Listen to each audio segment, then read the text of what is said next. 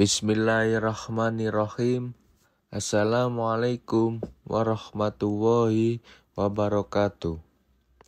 Syukur alhamdulillah kita bisa berjumpa lagi di channel ini. Sholawat dan salam selalu dan tetap tercurahkan kepada junjungan kita Nabi besar Muhammad SAW. Allahumma sholli ala Sayyidina Muhammad wa ala ali Sayyidina Muhammad.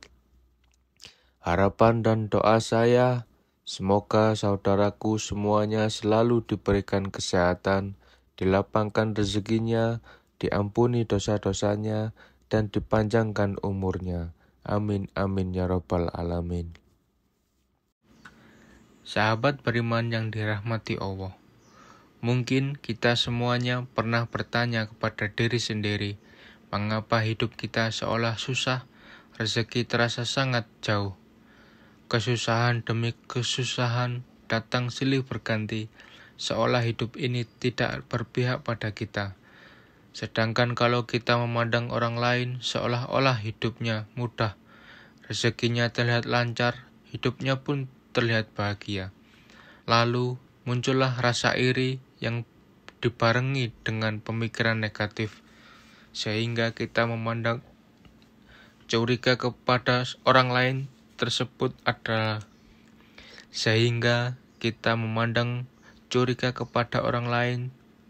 dengan beranggapan jangan-jangan uang yang dihasilkan dari hasil korupsi, jangan-jangan dia dapat uang dari hasil menipu orang lain, atau jangan-jangan dia malah bersekutu dengan jin pesugihan, dan masih banyak yang lain.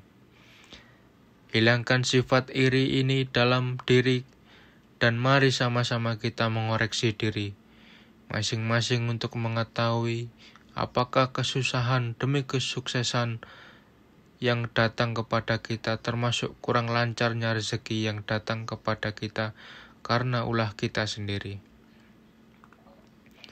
Padahal kita tahu Allah Subhanahu wa Ta'ala tidak akan menganiaya hambanya.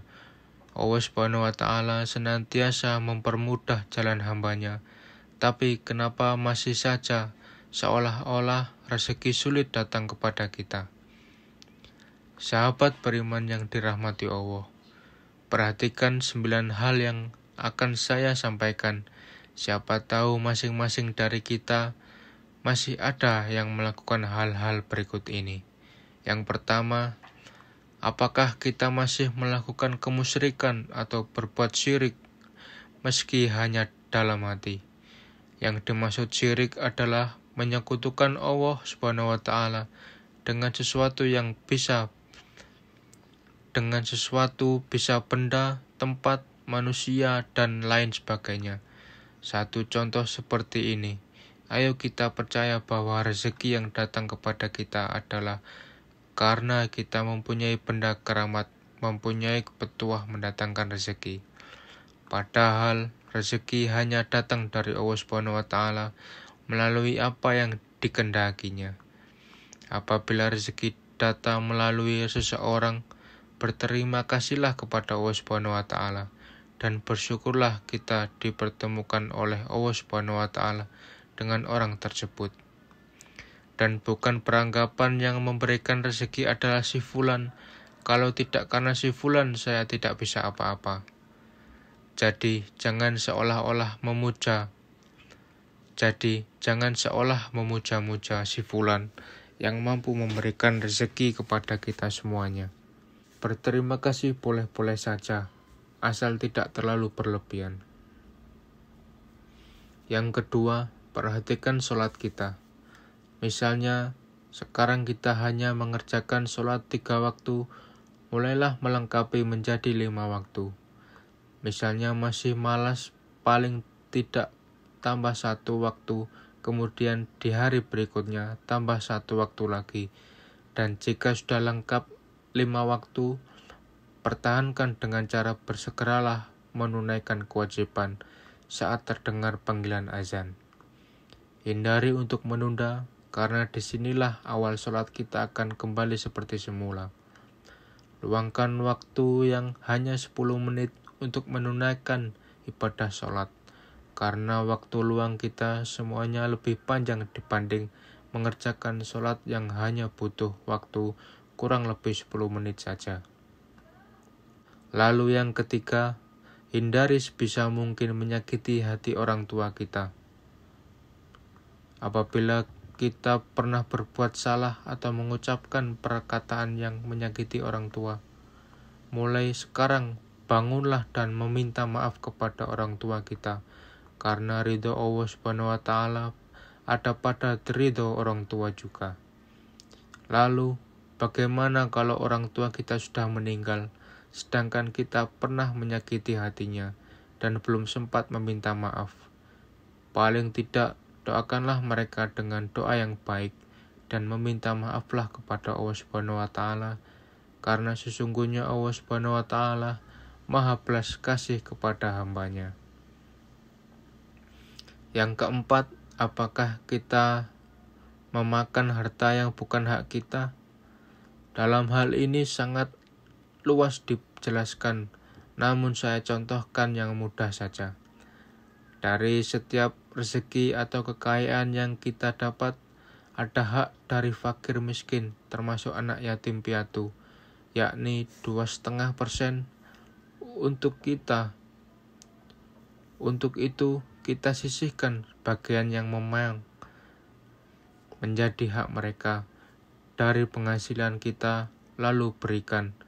Caranya bagaimana? Carilah anak yatim piatu, atau orang miskin di daerah kita tinggal dan berikan hak-hak mereka. Kita tidak perlu malu meski yang kita berikan hanya sedikit, karena berawal dari sedikit dengan niat yang tulus, itulah awal kita semuanya akan bertambah rezeki yang berlimpah oleh Allah Subhanahu wa Ta'ala, insya Allah. Yang kelima, berdagang dengan tidak jujur. Apabila kita hendak melakukan jual beli, hendaknya tidak mengurangi takaran. Bahkan kalau bisa, lebihkan sedikit takaran dan niatkan untuk bersedekah. Apabila jual beli barang, utarakan barang tersebut sesuai dengan kondisinya. Contoh misalnya jual beli HP bekas. Jika ada yang rusak, utarakan saja kekurangannya dan berikan dengan harga yang pantas. Ada yang bilang jujur akan hancur, tapi perlu diketahui, mungkin kita akan menerima lebih sedikit daripada yang tidak jujur, tapi yakinlah kita akan mendapat lebih besar di kemudian hari. Orang yang tidak jujur mungkin akan mendapatkan banyak di awal, akan tetapi setelahnya akan mendapatkan sedikit, karena perbuatan kurang jujur yang dilakukannya sendiri. Untuk itu, saran kepada kita semuanya, jika sifat ini masih ada pada kita semuanya, mulailah sedikit demi sedikit kita hilangkan. Karena Allah Subhanahu wa Ta'ala Maha mengetahui apa yang kita lakukan. Yang keenam, apabila kita semuanya sudah berumah tangga, hindari untuk menyanyiakan atau menyakiti anak maupun pasangan hidupnya. Apabila kita merasa kesal dengan kelakuan anak atau pasangan, kalau bisa cobalah untuk mengoreksi diri dulu, kenapa pasangan atau anak kita belum mampu seperti yang kita inginkan. Lalu diskusikan bersama dan temukan akar permasalahannya. Apabila masih belum menemukan titik terang, berdoalah dan serahkan semua masalah kepada Allah Subhanahu wa Ta'ala untuk mencarikan cara yang terbaik. Sambil tetap usaha, insya Allah kita semuanya akan ditunjukkan jalan yang terbaik untuk mengurangi masalah. Karena sesungguhnya Allah Subhanahu wa Ta'ala adalah sebaik-baiknya pemberi solusi.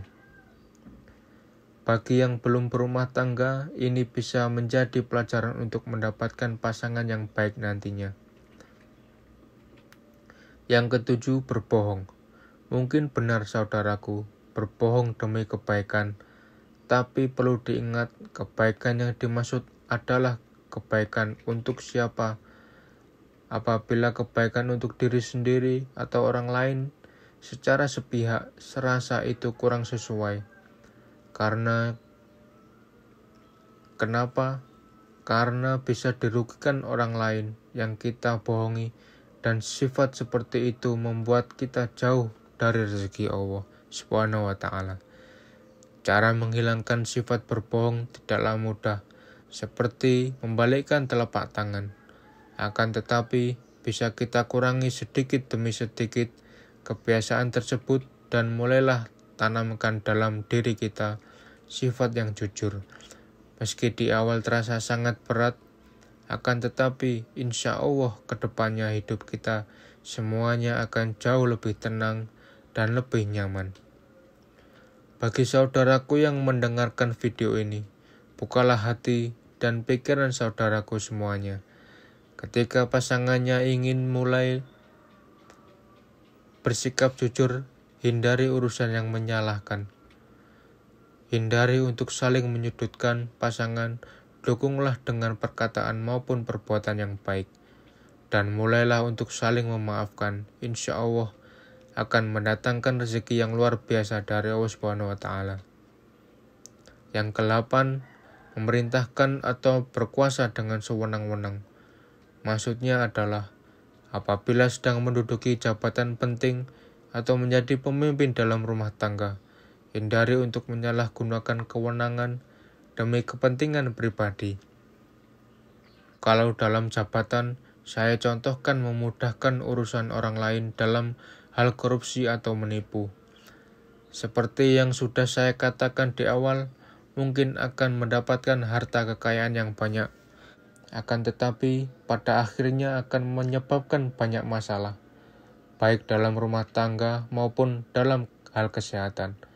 Dan bagi para pemimpin rumah tangga, hindari menyalahgunakan kewenangan dalam rumah tangga. Misalnya adalah menjadi pasangan atau anak layaknya pembantu rumah tangga. Perlu diketahui, pasangan maupun anak adalah partner dalam mengarungi samudra kehidupan. Untuk itu, libatkanlah mereka dalam memberikan pendapat selama pendapat itu baik dan tidak merugikan orang lain. Penyebab rezeki kurang lancar yang terakhir adalah pelit dalam pengeluaran zakat atau bersedekah. Sifat ini memicu kerezekian kita semuanya menjadi sulit. Di dalam ini saya mengatakan hukum alam itu berlaku. Maksudnya adalah apabila kita mempersulit mengeluarkan sedekah yang menjadi hak mereka, maka Allah Subhanahu wa Ta'ala pun akan mempersulit rezeki yang akan datang kepada kita. Mungkin ada yang bertanya, katanya Allah Subhanahu wa Ta'ala sangat luas memberikan rezeki. Kenapa kita dipersulit untuk mendapatkan rezekinya? Sebelum bertanya seperti itu, saya minta untuk tanyakan pada diri saudaraku semuanya. Karena Allah Subhanahu wa Ta'ala berdasarkan prasangka dari hambanya. Jika hambanya mempermudah urusan orang lain dalam hal kebaikan, insya Allah Subhanahu wa Ta'ala pun akan mempermudah hambanya keluar dari segala kesulitan. Ada pepatah yang mengatakan, apa yang kita tanam, itulah yang kita tuai nanti. Sahabat beriman yang dirahmati Allah, itulah 9 penyebab utama kenapa seolah rezeki yang sangat sulit datang kepada kita. Untuk itu, bagi saudaraku semuanya yang mendengarkan video ini, mulai sekarang dan seterusnya, hindari dan tinggalkan sebisa mungkin 9 hal-hal tersebut. Dan mulailah menanamkan kebaikan untuk menuai kebaikan pula. Wallahu a'lam bishawab. Demikian yang bisa saya bagikan, semoga bermanfaat untuk kita semua. Wassalamualaikum warahmatullahi wabarakatuh.